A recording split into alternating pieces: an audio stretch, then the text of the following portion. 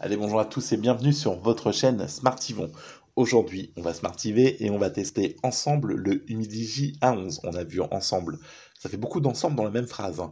On a vu donc le déballage du Humidigi A11 il y a quelques jours. Maintenant, c'est le test. Vaut-il la peine d'investir 110 euros? Réponse tout de suite après le générique. D'ici là, ne bouge pas, vas-y, va faire pipi sans les popcorn. La vidéo commence, à tout de suite.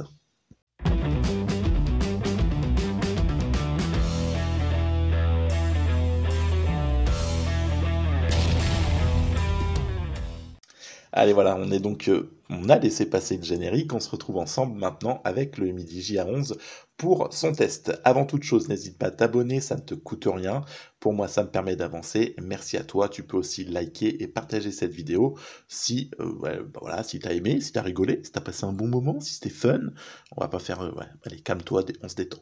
Voilà, tu peux aussi me soutenir en rejoignant directement la chaîne et en t'abonnant à deux tarifs préférentiels, 1,99 ou 2,99. Ça te permet de soutenir la chaîne et de soutenir la chaîne, hein. J'ai pas dit de soutenir la recherche. Ouais, donc de soutenir la chaîne si ce que je fais te plaît. Et si ça te plaît pas, tu peux aussi soutenir en t'abonnant. Voilà, n'aie pas peur, vas-y. Allez, on se retrouve aussi sur les réseaux sociaux, je te les balance juste ici. Ça nous permet de discuter ensemble si tu le souhaites. Tu peux me rejoindre sur Facebook, sur Instagram. Voilà, allez, tout ça défile, je te laisse. Allez, Midi J11, donc on a fait de la prise en main il y a quelques jours, donc une jolie boîte jaune qui est clairement donc un changement de packaging pour Midi J qui était plutôt habitué donc aux boîtes noires classiques. Maintenant, on est passé sur des boîtes jaunes. Le nouveau slogan Beyond Dreams, voilà, c'est à la mode de mettre des slogans un peu partout, donc on a des slogans smartphone. Voilà, au cas où tu ne saurais plus ce que tu as acheté, Humidigi te le rappelle. Si tu as Alzheimer, ça peut être pratique. Ils ont changé le logo aussi. On est passé sur un joli logo Humidigi, rouge. Voilà. Donc c'est un peu comme France Télé, là, hein. Ils ont payé des millions pour avoir un truc avec un point et un peu décalé. Humidigi, c'est pareil, c'est Humidigi. Enfin voilà. Dans un carré rouge. J'espère qu'ils n'ont pas payé trop cher pour ça. Voilà. Bon, derrière, tu retrouves des caractéristiques du téléphone que bah, je ne vais pas te lire parce que je n'ai pas envie, j'ai la flemme. La boîte est plutôt complète, tu as le chargeur en 5 volts 2 ampères. Oh, je vois ma tête dans le chargeur, c'est fou ça quand même. Effet de la magie. 5 volts 2 ampères, tu as aussi, ouh c'est flou, le chargeur enfin le câble de charge en USB type C, et tu as aussi, c'est toujours flou, la coque avec mes traces de doigts qui est fournie. Alors pas mes traces de doigts, mais la coque en tout cas, elle est fournie dans la boîte. Voilà, j'aime bien quand c'est comme ça. Non, voilà, pardon, je m'égare. Donc la boîte est plutôt complète et tu retrouveras aussi bien sûr un extracteur de SIM et tu as un verre, enfin un film en tout cas posé sur la face avant de l'écran. C'est un smartphone que tu retrouveras aux alentours de 85-110 euros à peu près selon les vendeurs, selon les offres, hein. Tu as beaucoup de codes promo qui tournent en ce moment sur AliExpress pour compenser la hausse de la TVA. Voilà, donc moi c'est un 3,64. C'est un smartphone qui tourne sous Android 11. Bon, on va y revenir tout de suite. Après, on va déjà faire le tour du propriétaire pour ceux qui auraient raté le déballage. Sur le côté, tu as donc le bouton ici qui sert à déclencher le thermomètre, car ce smartphone est équipé d'un thermomètre 2.0 nouvelle génération qui te permet de prendre des mesures d'objets ou de corps humain. Voilà, si tu veux être sûr que ta copine n'est pas morte, par exemple, pendant qu'elle dort, hop, tu déclenches ton thermomètre. Moi, je me mets sur objet, on fait une nouvelle mesure, hop, voilà, 23. 23,3 pour le socle. Ah, là, il ne mesure pas 22,9 pour le cadre. Bon, voilà. Ça reste du gadget, c'est plutôt efficace, ça marche plutôt proprement. Ça reste quand même du gadget, mais c'est là, ça existe. Donc, je te le dis parce que c'est quand même ici. Donc, ça a un intérêt, ça a un intérêt en tout cas pour le fabricant. Voilà, tu as le tiroir SIM qui te permet le double, triple combo, même, pardon, avec 2 cartes SIM, une carte SD, si tu le souhaites, donc pas de concession. Ta ligne privée, ta ligne professionnelle, ta carte SD, tout rentre dans ce smartphone. Tout rentre. Oui, c'est quand même, c'est bien trouvé comme phrase. À l'arrière, 3 appareils photo on va y revenir parce que j'ai oublié les pixels, je ne sais plus. Le thermomètre qui est ici, la LED. On retrouve le slogan du Midigi, le nouveau Beyond Dreams. Voilà, avec l'effet de lumière, c'est plutôt sympathique. On voit ce halo lumineux. Voilà, on retrouve la marque Humidigi. Clairement, c'est un effet mat, c'est propre, ça prend pas les traces de doigts, c'est bien fini. J'aime bien le toucher, la texture, j'aime bien. Ici, tu as le bouton Power On-Off, un bouton que tu peux appuyer. Il est donc tactile, enfin, il est donc, comment dire, Il est physique, voilà. Il n'est pas que tactile, t'appuies dessus pour éteindre ou allumer ton téléphone. Ça ne sert pas juste à mettre ton empreinte digitale. Hop, dégage, voilà. Et enfin, le bouton, le bouton, donc qui n'est pas séparé, volume plus moins ou volume plus moins ou volume plus moins. J'ai répété 3 fois la même chose. Volume plus ou volume moins. Voilà les bugs. En dessous, le micro, l'USB type C, le haut-parleur et enfin la prise jack. Et puis tu as les antennes là qui te permettent de capter. D'ailleurs, en parlant de capter, on se débarrasse tout de suite des 2 cartes SIM SFR Orange 4G. J'ai même capté chez moi, donc c'est plutôt pas mal. Par contre, portée Wi-Fi, on le voit tout de suite, il a ses limites. Là où d'habitude d'autres smartphones excellent, eh bien lui, il me propose sur de la Wi-Fi là que 2 barrettes, alors que d'autres modèles, clairement, j'étais à 3, 4, même maximum. Et j'ai pu constater qu'effectivement, de temps en temps, eh ben, c'est pas ouf. Donc la Wi-Fi, c'est pas franchement, voilà, faut être à côté, quoi, ou pas trop loin, parce qu'on a des pertes de temps en temps de connexion de Wi-Fi. Partie son, communication, j'ai bien entendu, quand j'ai appelé, j'ai pas eu trop de bugs, etc. Le smartphone, je vous le disais, c'est un 364, il a failli tomber. Il est donc sous Android, il est donc sous Android 11. On va faire ça tout de suite. Hop, version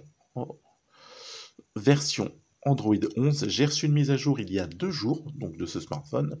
3 Go, 64 Go de stockage, 3 Go de RAM, marque Humidigi, voilà.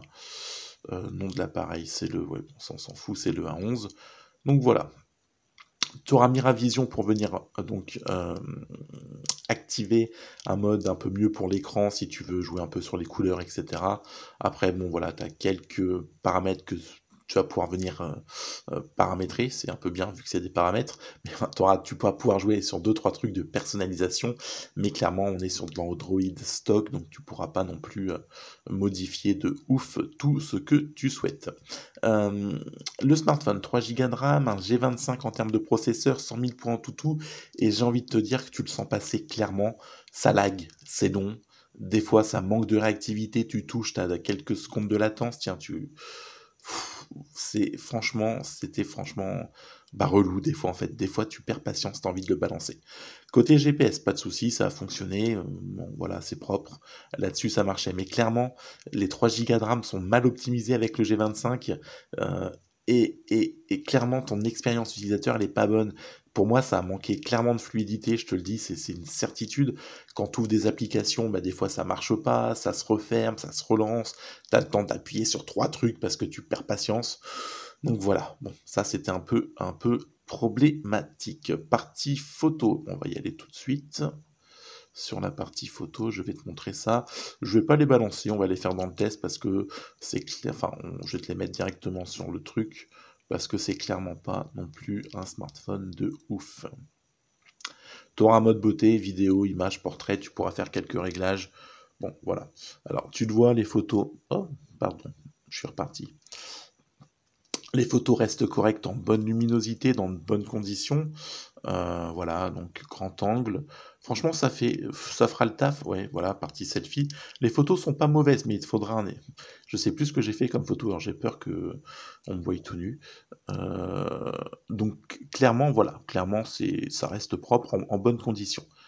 Vidéo, genre, voilà, j'avais fait un ralenti, et en fait, si tu vois le ralenti, tu as des à-coups, ça saccade. Alors voilà, tiens, tu le vois sur l'écran, tu vois, le mode ralenti, c'est un mode, c'est pas fluide, c'est pas ouf. Le mode ralenti m'avait pas convaincu, donc partie vidéo là-dessus, c'était pas folichon en fait, hein, j'ai envie de te dire, hein. La vidéo est propre, mais le problème de traitement du ralenti, bah c'est pas ouf. Clairement, pas ouf du tout. Bon, voilà, partie photo. Partie nuit, je te l'ai évité parce que sincèrement, peu d'intérêt. Le portable est très vite noyé, hein, tout simplement. Voilà, sous la noirceur de la nuit. Voilà. Donc, clairement, pas d'intérêt. Le mode nuit est quasi inexistant, pour ne pas dire que c'est juste pour dire qu'il est là. Partie jeu, clairement, c'est pareil. Ça fait 2 fois que je dis clairement, mais c'est vraiment pour insister. Les petits jeux Candy Crush, Clash Royale, Soda Candy ou Soda Crush, tout ça, ça passe, pas de souci.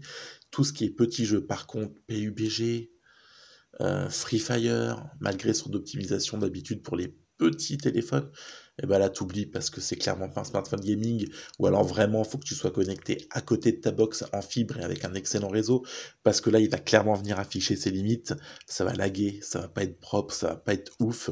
Clairement, tu vas pouvoir jouer, mais ça va pas être une très bonne expérience utilisateur. Donc là-dessus, ça sera clairement pas le smartphone de l'année, hein. C'est plutôt un smartphone qui va être fait vraiment pour les réseaux sociaux, pour faire quelques photos, pour communiquer. C'est un joli téléphone, mais c'est pas un smartphone gaming. Le G25 est pas fait pour ça. En parlant d'ailleurs de téléphone, on va revenir sur quelques caractéristiques de celui-ci. Hop. 222 grammes, donc clairement c'est un beau bébé, il est lourd. Un tarif qui oscille entre 90 et 110 euros. À ce prix-là, clairement, le Oukitel C21 fera largement mieux. Et c'est un smartphone d'ailleurs qui sera mieux optimisé. Ça sera vraiment une bonne surprise. Pratiquement 1 centimètre en termes d'épaisseur sur celui-ci. Donc voilà, c'est clairement c'est très lourd. C'est un beau bébé quoi. 6,53 en HD+ pour la face de l'écran, 102 000 en tout, une batterie de 5150 mAh. Mais on a l'impression que je meurs quand je parle, t'as vu, mais qui n'est clairement pas bien optimisé parce qu'avec la mise à jour, la batterie a eu tendance à fondre comme neige au soleil. Oui, je te laisse admirer cette expression. Voilà, là, c'était pas ouf. Voilà, tout simplement, la mise à jour a pratiquement fait plus de mal à la batterie que de bien. On va comprendre. En tout cas, par contre, il est full band, donc ça, c'est très bien. B20, B28, etc. Tu as tout. C'est clairement, par contre, là-dessus, quelque chose de bien.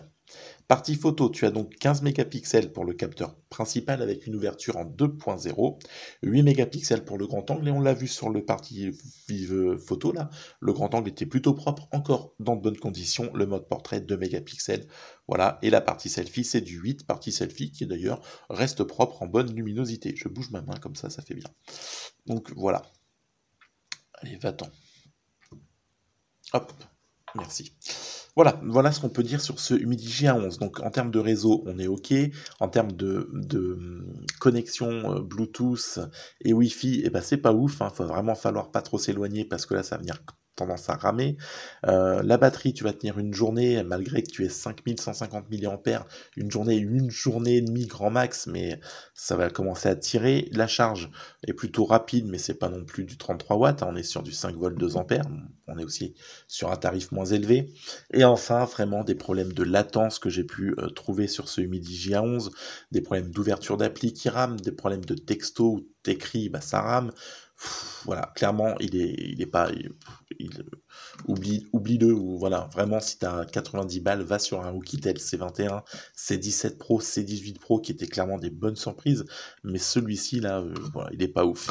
Et Humidigi A11, là, c'était pas extraordinaire, hein. C'était pas le smartphone du moment, il avait pas cette prétention, mais sincèrement, je pense qu'il a aucune prétention parce que c'est un peu une crotte, quoi.